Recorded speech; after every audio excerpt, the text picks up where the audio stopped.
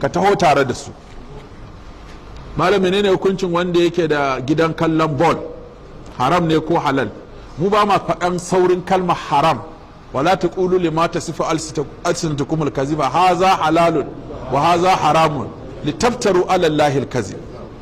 Ba za kawai ka kalli abu ka ce haram ba, bal ya za a ce bal haram, sai dai wani abu ake yi a cikinta na haram a ce ta haramta saboda ana kaza, amma ita kanta wasa ce kawai, mujarradin wasa ne, ba yadda za ka yi masa hukunci da haram, sai dai me ake yi, me yake tattare da ita.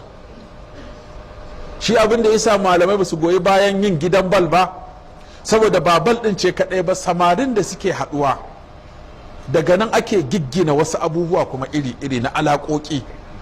Na farko kaga ko su dokokin da suke bada doka a guraren suna faɗa abubuwa wajen guda 6 ko 7, na ga takardar.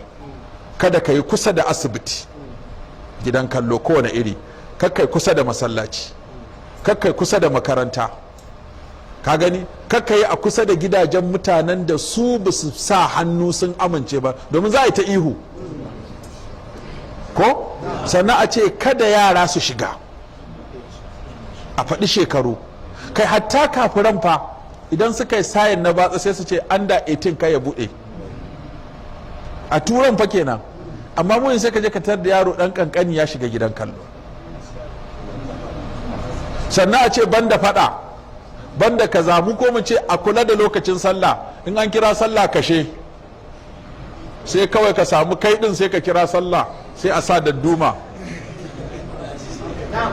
Na'am?